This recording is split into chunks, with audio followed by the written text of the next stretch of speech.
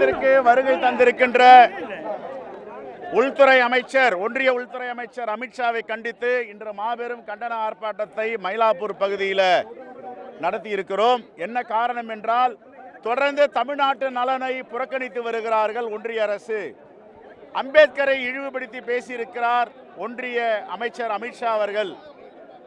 தமிழ்நாட்டுக்கு கிடைக்க வேண்டிய பள்ளி கல்வித்துறைக்கு கிடைக்க வேண்டிய 2350 கோடி கொடுக்க மறுக்கிறார்கள்.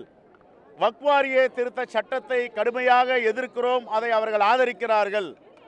அதே போன்று தமிழ்நாட்டுக்கு வர வேண்டிய ஜிஎஸ்டி நிலுவைத் தொகை, தமிழ்நாட்டுக்கு வர வேண்டிய பேரிடர் நிலுவைத் தொகை, தமிழ்நாட்டுக்கு கிடைக்க வேண்டிய ஜிஎஸ்டி தொகை எல்லாவற்றையும் புறக்கணிக்கின்ற ஒன்றிய அமைச்சர் அமித்ஷாவை கண்டித்து இந்த கருப்பு கொடி கண்டன ஆர்ப்பாட்டம்.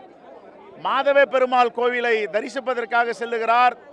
தமிழ்நாட்டில் உள்ள மாதவ பெருமாள் கோவில், மயிலாப்பூரில் இருக்கின்ற மாதவ பெருமாள் அமித்ஷா அவர்களுக்கு அறிவுரை வழங்க இருக்கிறார். மோடியிடம் சொல்லுங்கள், தமிழ்நாட்டிற்கு துரோகம் செய்யாதீர்கள், தமிழ்நாட்டு மக்களுக்கு வஞ்சகம் செய்யாதீர்கள் என்று பெருமாள் இப்பொழுது அறிவுரை செய்ய போகிறார். மாதவ பெருமாள், இந்த மாதவ பெருமாள் சொல்லுகின்ற உபதேசத்தை ஏற்று அமித்ஷா அவர்கள் மோடியிடம் சென்று மாதவ பெருமாள் மயிலாப்பூரில் சொல்லி இருக்கிறார், தமிழ்நாட்டு மக்களுக்கு துரோகம் செய்யக்கூடாது, தமிழ்நாட்டில் படிக்கின்ற பள்ளி கல்வியில் பயின்ற மாணவ மாணவிகளுக்கு துரோகம் செய்யக்கூடாது, தமிழ்நாட்டு மக்களுக்கு செலுத்த வேண்டிய நிலுவைத் தொகையை விடுவிக்க வேண்டும், வக்ஃப் வாரிய சட்ட திருத்தம் தவறு என்று பெருமாள் சொல்லியிருக்கிறார். ஏனென்றால் ஸ்ரீரங்கத்திலே பெருமாள் பக்கத்தில் துலுக்க நாச்சியார் அமர்ந்திருக்கிறார்.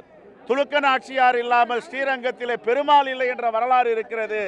பெருமாளை தரிசிக்கும் அமித்ஷா அவர்களை துலுக்க நாச்சியாரை நீங்கள் வணங்க வேண்டும். துலுக்க நாச்சியார் வரலாற்றில் பின்னி பிணைந்திருக்கிறார். ஸ்ரீரங்கத்துக்கு போய் பாருங்கள், ரங்கநாதர் பக்கத்தில் துலுக்க நாச்சியார் இருக்கிறார். பெருமாளை வணங்குகிறீர்கள், துலுக்க நாச்சியார் மக்களை வஞ்சிக்கலாமா என்பதுதான் காங்கிரஸ் பேரியக்கத்துடைய கேள்வி.